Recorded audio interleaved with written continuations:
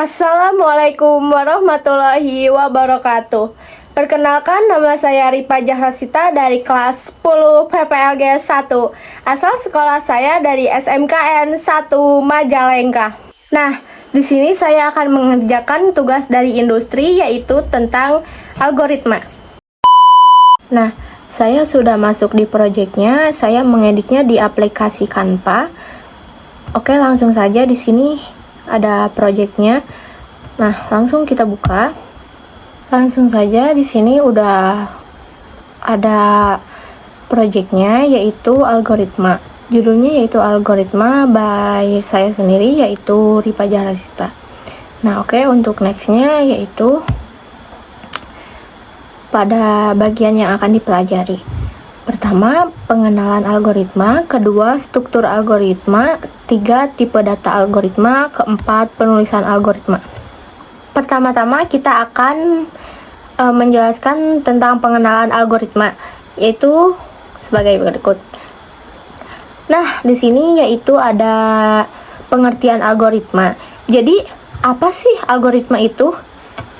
Algoritma adalah langkah atau instruksi sistematis yang dipergunakan dalam perhitungan atau pemecahan masalah. Algoritma digunakan untuk membuat dan mengembangkan program menggunakan alur logika tertentu. Oke, kita next kepada halaman berikutnya. Nah, di sini kita akan menjelaskan tentang struktur algoritma. Struktur algoritma dibagi menjadi 3 bagian. Yang pertama, struktur dasar urutan, sequence. Kedua, struktur dasar pemilihan, selection. Ketiga, struktur dasar pengulangan, repetition.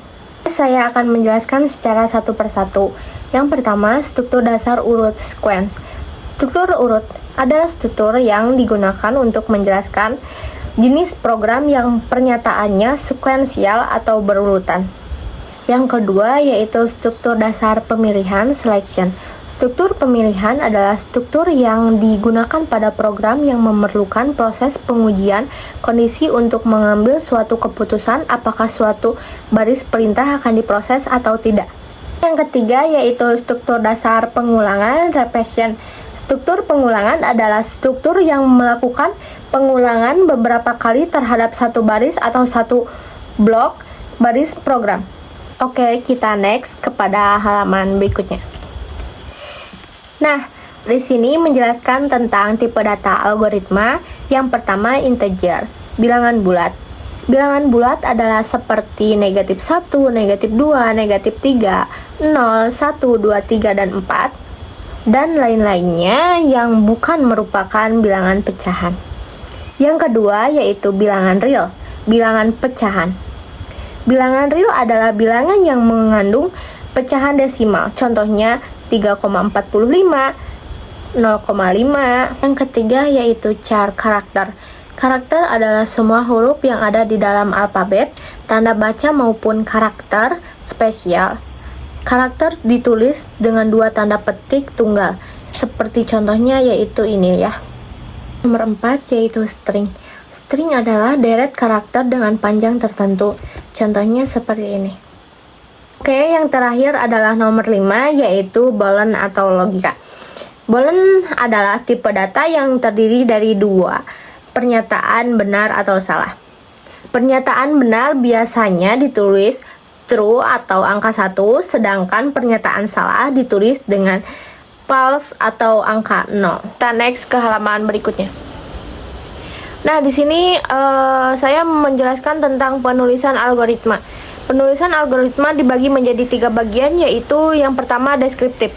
Deskriptif adalah penulisan yang dilakukan dengan cara menulis instruksi-instruksi yang harus dilaksanakan dalam bentuk untaian kalimat deskriptif. Yang kedua adalah flowchart. Flowchart adalah analisis langkah-langkah dari suatu proses, sedangkan diagram simbol alur yaitu menjelaskan tentang langkah-langkah suatu program secara grafis. Yang ketiga yaitu pseudo-code. Pseudo-code adalah cara penulisan kode dan algoritma menggunakan bahasa umum yang digunakan sehari-hari sehingga lebih mudah dipahami. Oke, kita next ke halaman berikutnya. Di sini saya sudah membuat atau mempraktekkan sebuah flowchart yang berjudul menghitung luas segitiga. Sebelumnya saya akan menjelaskan satu persatu dari simbol ini. Yang pertama yang bentuknya kayak kapsul atau obat, itu disebut terminator, yang berfungsi memulai, mengawali, atau mengakhiri sebuah konsep. Yang kayak anak panah ini disebut flow, dia mengarahkan alur dari konsepnya.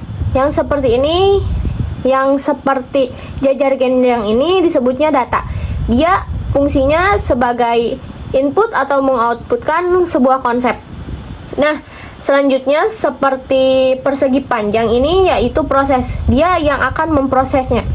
Nah, yang akhir ini, yang bacaan selesai, dia sama untuk mengakhiri sebuah prosesnya.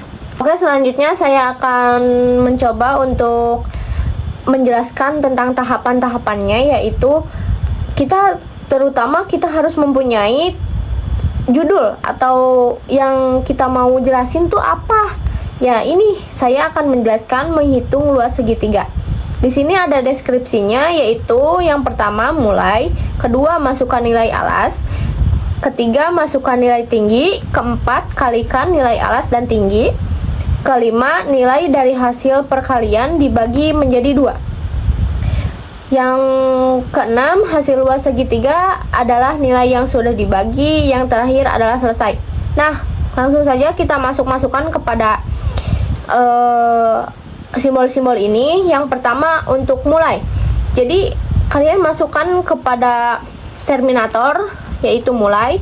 Yang kedua, masukkan alas, yaitu di bagian bentuk jajar genjang atau yang disebut data tadi. Nah, ketiga, masukkan tinggi. Nah, yang ini itu disebutnya proses. Jadi kalian harus memasukkan rumus dari luas segitiga itu, yaitu 1/2 dikali alas dikali tinggi. Nah, hasil ini akan ditampilkan nanti di sini. Jadi bacaannya yaitu tampilkan luas segitiga dan diakhiri dengan selesai. Nah, di sini kalian sudah selesai untuk membuat flowchart. Oke, kita next ke halaman berikutnya. Di sini saya sudah membuat PSD code yang berjudul menghitung luas segitiga, dan ini bagian judulnya yaitu menghitung luas segitiga yang tadi saya sebutin. Nah, yang untuk bagian ini disebut dengan deklarasi, yang ini disebut proses, dan nanti di akhirnya yaitu selesai. Oke, segitu saja penjelasan tentang algoritma dari saya, kurang lebihnya mohon maaf. Wassalamualaikum warahmatullahi wabarakatuh.